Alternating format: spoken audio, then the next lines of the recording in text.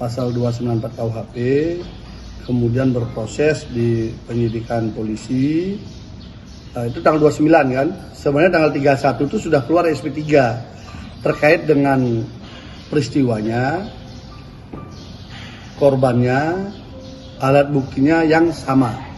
Tapi mungkin karena sudah tahu dia akan dihentikan, lapor lagi, kira-kira gitu. Nah, 2 hari setelah itu keluarlah SP3 tanggal 31 Oktober. Nah, itu sudah selesai, tetapi karena laporan ini kemudian tetap dilanjutkan. Nah, ketika proses dilanjutkan ini, muncullah kemudian pasal 285 yang tidak pernah muncul. Jadi gini modelnya, si korban ini, yang ngaku korban ini, dia sendiri nggak pom dan tidak yakin dirinya diperkosa, sehingga dia nggak pakai pasal 285, dia pakai pasal 294 soal relasi kuasa itu, hubungan antara anak di bawah umur dengan orang yang mengasuhnya, guru dan murid dan sebagainya. Jadi di situ dia coba masukkan, tidak dia melaporkan soal pemerkosaan, artinya tidak ada sifatnya upaya kekerasan, ancaman kekerasan, itu tidak ada narasi yang dibangun di dalam kasusnya. Nah, kemudian ketika kasusnya berlanjut sampai di sidang, muncullah dakwaan alternatif. Pemerkosanya masuk, kemudian ada 289 lagi masuk, pencabulan yang dianggap melanggar kehormatan kesusilaan, kemudian 294. Di tuntutan, jaksa kemudian mengambil 285, call tinggi dia. Pokoknya mana yang ancamannya hukuman paling tinggi itu dia pakai. Pada sidang nomor 2 lah, ini dipakai. Dan kemudian dibuat konstruksi 2 peristiwa, agar bisa dipakai pasal 65, yuntunya. Sehingga adalah pemberatan menambah jadi sepertiga.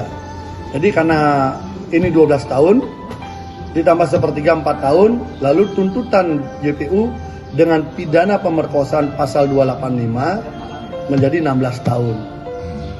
Lalu hakim ketika melihat fakta sidang, melihat semuanya, tampaknya berada di dalam keraguan karena memang tidak masuk akal kalau itu dianggap pemerkosaan gitu.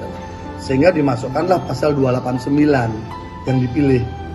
Kemudian kalau ambil 289 dengan junto 65 berarti dia maksimalnya 12 tahun karena 9 ditambah 3. Lalu hakim ketika melihat fakta sidang, melihat semuanya, tampaknya berada di dalam keraguan karena memang tidak masuk akal kalau itu dianggap pemerkosaan gitu.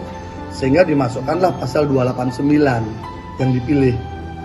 Kemudian kalau ambil 289 dengan junto 65 berarti dia maksimalnya 12 tahun karena 9 ditambah 3. Kalau sepertiganya kan 3, jadi 12 tahun. Itu pun juga hakim tidak firm sehingga menjatuhkan menjadi 7 tahun. Nah, kalau kita urut melapornya ini, masuknya ke polisi kasus ini dengan pasal 294, kemudian dituntut oleh JPU maksimal gaspol dengan sangat sadis pasal 285, tapi kemudian dihukumnya dengan pasal 289. Artinya apa? Yang melapor juga nggak firm dengan peristiwa pidana yang dia ini kan. JPU dengan semangatnya dia pokoknya menghukum seberat-beratnya, tidak peduli dengan fakta sidang. Hakim mencoba mencari titik tengah. Bagaimana caranya? Karena tidak mungkin membebaskan, maka dicarilah pasal yang lain.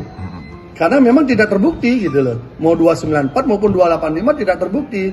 Masuklah pasal 289 yang tidak pernah muncul di laporan awal. Tapi itu dipakai oleh hakim untuk kemudian menghukum 7 tahun dan tidak dihukum maksimal. Dihukumnya 7 tahun. Nah, kronologis ini saya kira secara awam kita melihat memang ada sesuatu yang tidak sempurna. Ada sesuatu yang tidak begitu valid. Kenapa? Kalau kita ada orang pencurian ya pasal pencurian dari awal lapor, yang maling ya maling, pasalnya sampai terakhir kan gitu. Ini kan sudah berbeda sama sekali. Gitu. Jadi ini kira-kira fenomena baru juga. Selain sebuah kasus tetap lanjut walaupun sudah di SP3. Gitu ya. Ini ilmu baru bagi kita semua bahwa apapun masuknya, keluarnya bisa apa saja. Oke, terima kasih.